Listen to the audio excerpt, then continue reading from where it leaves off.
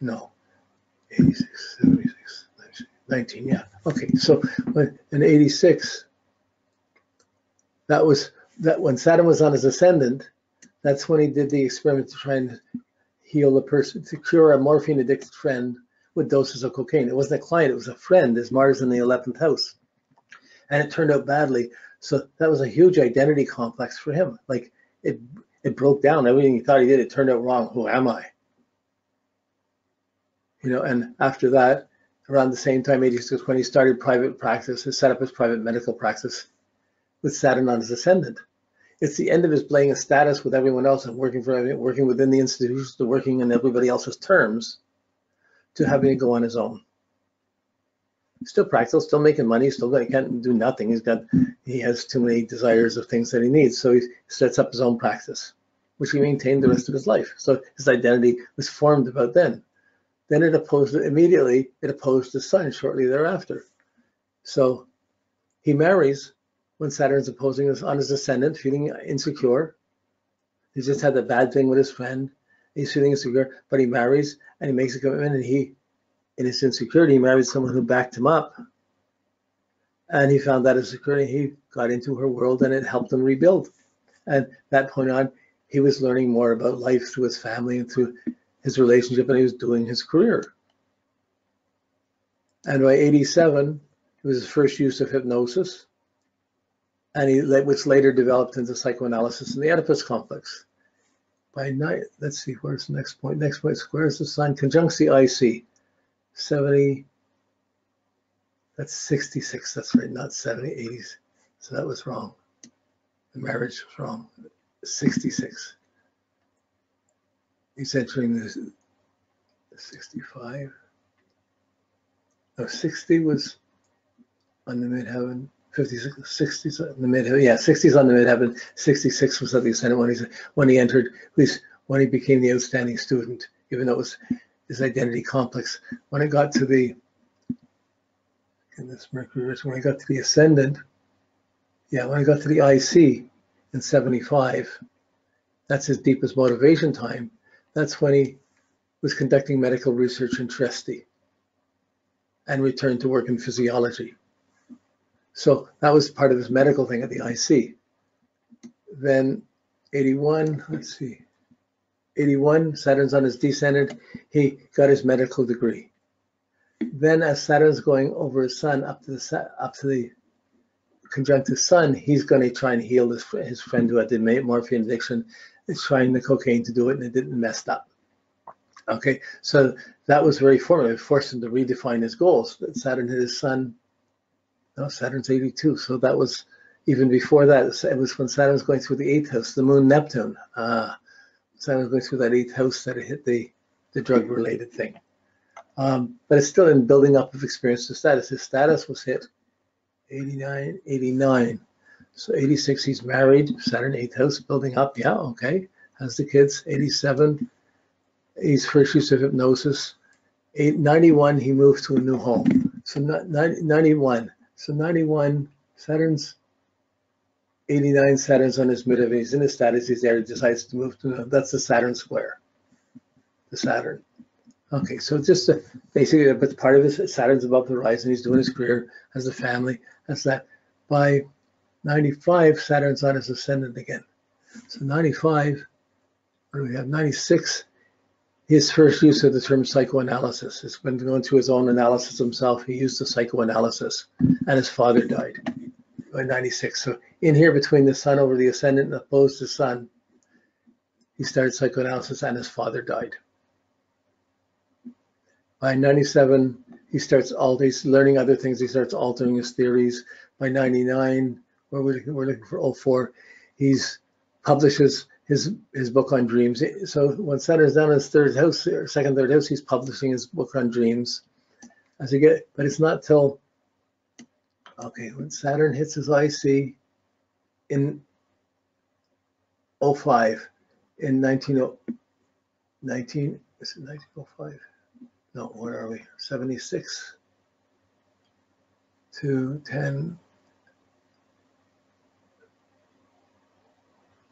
These are different rates. So 5, yeah, 05, it hit his IC. and by 1911, it's hitting his descendant. So 05, that's the deep motivation, but he doesn't have anything put down for 1905. He's deeply motivated. He's already motivated. He knows what he's doing. He's got his therapy. He has to express himself. He has to do something. The Saturn hit his IC. He knows he has to do something. So then, as Saturn builds up to his descendant in 11, that's the time period in which he met Freud. He met Jung, and Jung became his student. He didn't just meet Jung. He had an intense meeting with Jung. They talked for 13 hours, but Jung became his student. So he starts giving his knowledge and sharing his knowledge and his ideas with Freud, with Jung, and working more and more with him as if he's the protege. So, after a couple of years of building this up, so the point being here, we looked at the Saturn hitting the IC. He's already had his deep motivation. He's been motivated. Freud's centered. He knows what he wants. He knows what he's trying to do. He's just trying. He knows what he has to move away from. He's trying to build up his own stuff on dreams, on his psychoanalysis, and build it up. So he's in this growth and capacity phase, and that's when he meets Jung, and he starts teaching him, showing what he knows, and building up the relationship. And he ends up taking him with him to North America so they could both lecture together. But really, Jung was known, but he was still under the wings of Freud. So he went to be reinforcing Freud and being with to make it more interesting, to draw more people, to make the trip more successful. And they went and they did that. But so this is the period that we're looking at, Saturn going through the growth and capacity of the 5th and 6th houses. By 2011, it's hit his descendant. Sorry. No, sorry, I'm just going to disconnect that. Okay. Okay. So, then it's going to come up in conjunct his Sun by 1911, and from there it builds up to his midheaven in 1918. In 1918. So let's see. Okay, so we've got the general gist of where he is working. He's building up to build up his career. He's building up to getting his foundations expressed, learning new skills, learning to express himself. He's adding on a student to extend what he can do and passing it on. This is his energy of the Saturn cycle. That's enough. I'm not going to belabor it more because we want to look at this year, at the 8-year period here.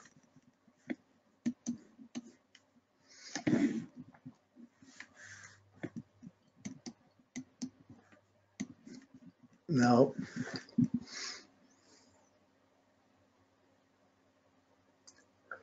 okay, so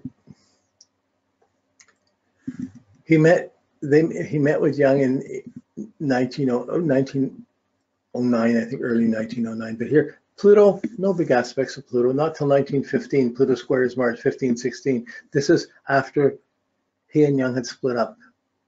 By 1915, that was the last time he saw Jung. That was it. And apparently he went into Jung's area, but he went and saw someone else and didn't call Jung, and that was the end of it. Jung took offense, and they never saw each other again and never spoke after that. So that was the Pluto, that's it, But looking at 1909, from Neptune, nothing. 1910, 1911, nothing. 1912, Neptune squaring the moon. Moon and Neptune was squaring the Venus. There was some unreliable and confusing emotional situations through 1912, 1913, 1914. This was a sorrow, a dependency, a confusion, he wasn't being appreciated. There was codependency. Like for someone else, someone could have been caught drinking, someone could have caught in a dependency, an expectation, but his emotions were sad. They weren't reliable. He didn't have reliable affections around him. I think this represents, this is just in 1912, Jung had said, I'm doing different things than Freud. I'm not doing the same things as him. We're in different things. That they were still tied together, but they're still working together for another year or so, even though they weren't doing the same thing. Like it was really questionable. There was not reliable. Things were young was not a reliable factor, or not what he expected. And there was sorrow because of this, and dependencies and trade-offs and confusions. This Neptune Venus would have been a profound thing because he has problems with dealing with irrational Neptune things. Okay, so we see that's active 1912, 13, 14. Now we look at Uranus. They started seeing each other. They started seeing in 1909. By 1910, let's see, 1909, they took the trip. They traveled to the U.S. to give lecture tours, and 4 years later it goes away. So 4 years later, 1909, 1913, they go separate ways. That's the sorrow, the Neptune. But Uranus, in that time period, they started in 1909, but even when they started the trip, Uranus was squaring his Venus. This is a classic heartbreak or divorce or bankruptcy. It's a shock of emotions. So his shocks, after a year of being together, he was shocked. And these were the shocks when he realized Freud was pushing the occult or the psychic things, that was walking into his fears and his confusions that he was always trying to make practical. And he was seeing how Freud was trying to use them as the solutions, and they were polar opposite. That was a heartbreak for him. That was a shock for him. And I believe at one of these, it was one time when they were in a place together, and Jung was giving a talk, and Freud was there, and he was promoting his own stuff and not Freud's. And Freud just fainted. He passed out, and he had to be taken out. And it was a sort of symbol of them not really working together after that. But it's because this Uranus was squaring the Venus, and his heart was breaking. Like, he was sharing everything and putting everything out and expecting. He was doing everything expecting, I'm doing good, I'm not doing bad. It should work well. And then it was given to someone not reliable to him. And he was let down. So he had the big letdown in 1910, 1911. So while they were traveling and while they were having to work together, he kept wanting to believe that they were working together as a team, as his student. That might have been his protege or something. It was like the dream student. Funny concept. There's a Freudian slip there, a pun there, dream student. But this was the shocks that, something's not as I'm being let down. It's not going the way I'm expecting. It's not happening the way I wanted. It's not what he's not liking what I'm doing. He's twisting it his own way, or I'm caught putting all this stuff out to someone who's not supporting me. And that was there through 1910, 1911. So Freud was working with Jung for 2 years and being consistently hurt and insecure about it and anxious about it. And so by the end of 1911, Freud had already had the heartbreak or the letdown that he'd already had the emotional hurt. It's gone, it's broken, he knew. And this is 6 months or so before Freud says, I'm different than you, I'm doing different things. He already knew, he'd already been booked. So then in Jung's chart, his chart started acting up there. We did that last week. But like before Jung had his disruption, Freud was upset and hurt. So Freud took all the hits and the shocks first.